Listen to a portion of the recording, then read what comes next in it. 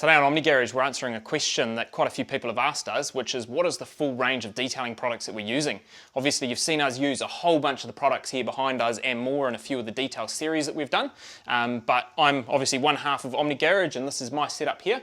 And the other half of Omni Garage, so Glenn behind the camera, he was going to take you through his setup as well in the coming weeks.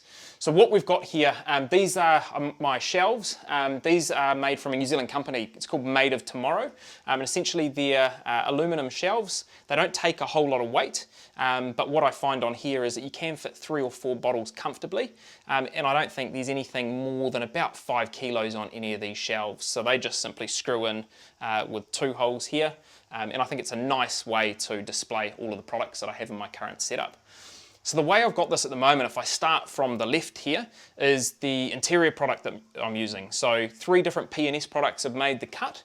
So the Express Interior Cleaner, not sold on this, but I've got a gallon that I need to work my way through. So that's probably one of the products in the setup that I'm open for suggestions on, looking for something that probably smells a bit better than this.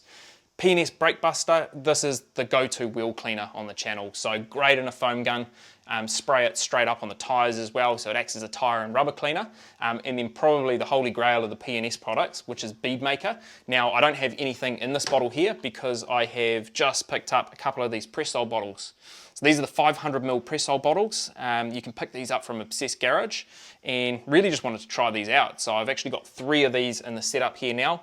I've got my Bead Maker in one, and one of the things that I like the most about these is the double pump on the spray trigger. So when you pull and let go, you've got that double action. So for a product that I'm using a lot of, and we've probably gone through about 3 gallons over the past year of Bead Maker, I think this is something really that's going to put these bottles to the test. Next to that, we've got the Omni Garage tyre dressing. This is probably the best smelling product of anything on the shelves behind me here. You buy a bottle of this, it is going to last you a long time, but of the tyre dressings we've tried, I would say probably Pearl, which is still up on the shelves here. That is a fantastic option, but this is definitely probably replacing that in my setup here. I think my favourite thing about this product, and one of the reasons why it's probably replacing Pearl for me, other than the performance and how good it looks on the tyres, would be the smell. It's a great product to work with. So the third Pressol bottle I've got here, I have my glass cleaner of choice at the moment, which is invisible glass. And the reason why I've put this in the Pressol is, number one, it's probably one of my most used products next to Bead Maker, but also I really don't like the sprayer on this invisible glass bottle here. So I've put this in here, but I think with glass cleaner, it's something that's very, very similar depending on what brand you go with. Just right now, the Stoner Invisible Glass is my choice. However, we have had the Koch Chemi. This is the Speed glass cleaner. We've got a sample bottle that's been sent to us here, and to be completely honest, you know, I probably wouldn't know the difference between these 2 products. I think that's how close glass cleaner are. However, in saying that, you know, I'm really happy with invisible glass, so if I don't know the difference between that and the Koch, I think this is probably a pretty good option as well. So again, glass cleaner is probably something that I'm not sold on, but I think it can be swapped out quite easily.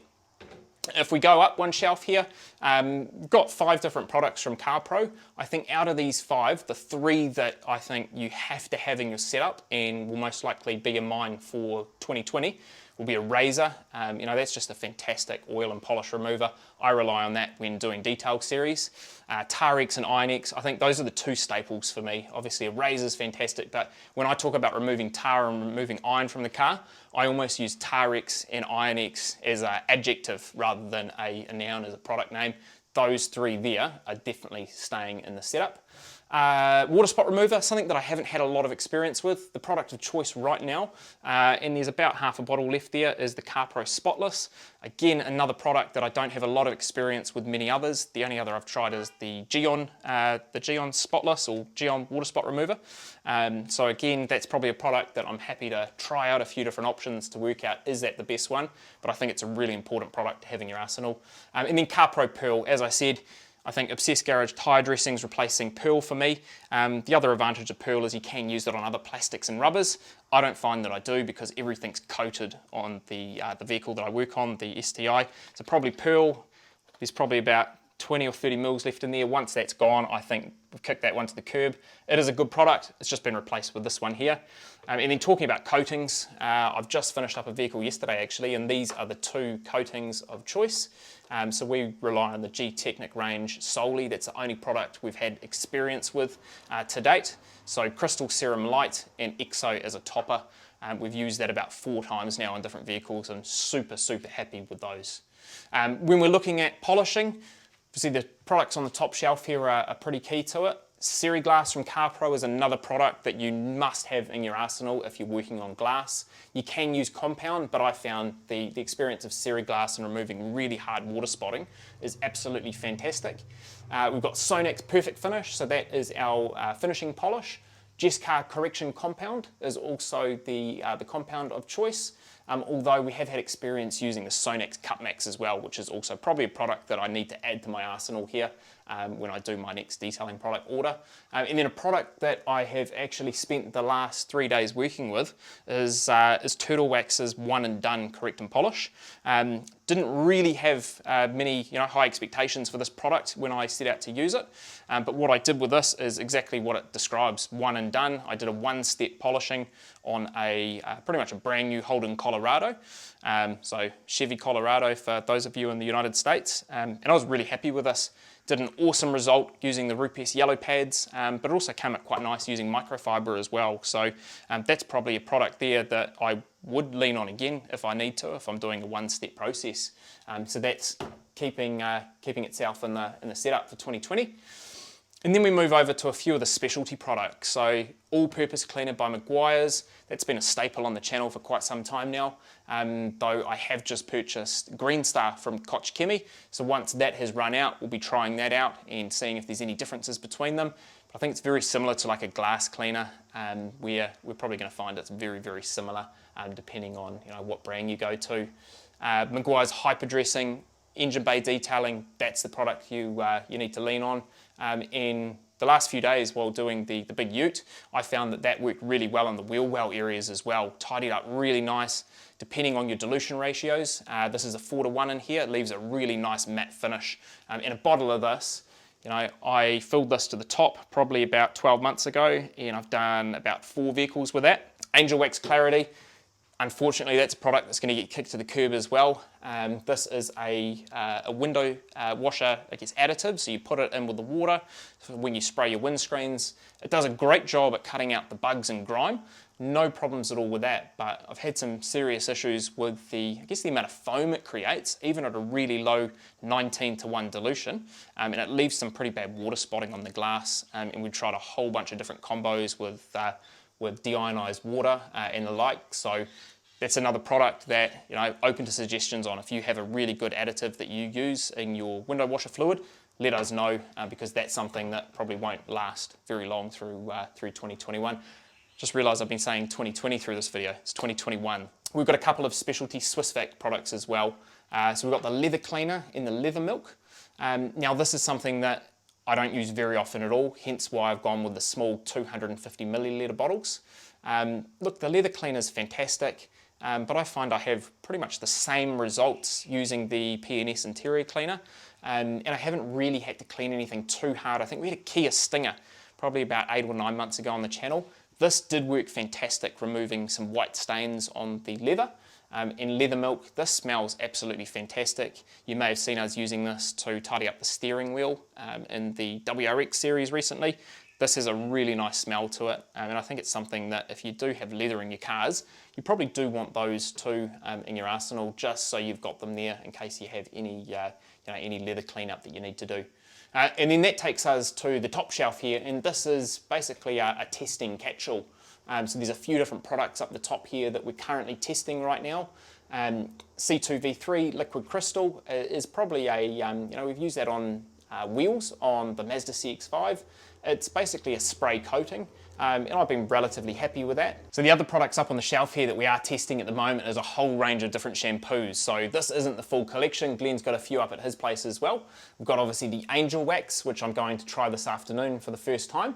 I think this has a really banana smell to it, so it's going to be quite interesting to try that one out. We've got Geon Bathe Plus. That's probably been sitting on my shelves for about 3 years untouched. It's essentially a wash and coat, so I haven't wanted to use that on any of the coated vehicles. It's something there that I probably do need to have a play with again at some point just to get a bit more hands-on, but I don't see that happening anytime soon. Carpro Reset is almost done. Probably wasn't the soap for us, but again, nothing wrong with it. It just probably didn't feel like in the buckets it worked as well as we probably wanted to. Got a full bottle of Adam's car shampoo up there. Again, another product that I haven't had any hands-on time with yet, so probably after I use the Angel Wax, I'll jump into the Adams, give that a bit of a go. Next to that, we've got the P&S Pearl Auto Shampoo. Again, I haven't tried that. That's probably 1, 2, third in the line to try.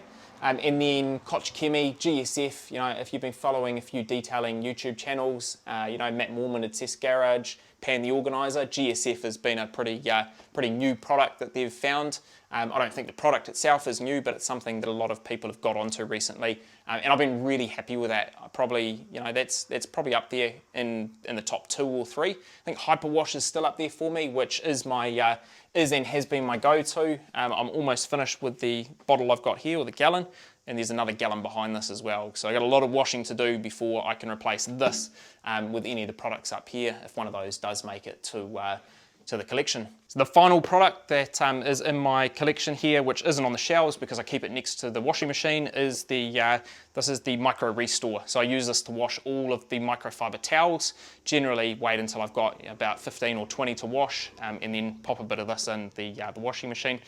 What I do want to try though is there's a new product by P&S, very similar to this, so we'll be trying that once this is gone. Got a couple of 100 mils more, and then we can get some hands-on experience with another new product. So that's basically the setup for 2021. This is what it looks like at the start of the year. It'll be interesting to see, you know, what's still here at the end of the year. You know, obviously new products come out throughout the year as well. We're really keen to get our hands on them. I think one of the things that we're going to find out this year is you know, what product makes the cut from the soaps, what product makes the cut from the water spot remover, the interior cleaner, and the glass cleaner. I think those are probably the products that we're going to be working with over the next few months to find out what we like the best. So stay tuned. In about a week's time, we'll have another video very similar to this up the road in Glenn's garage, showing you exactly what products he's got in his setup. Thanks for watching.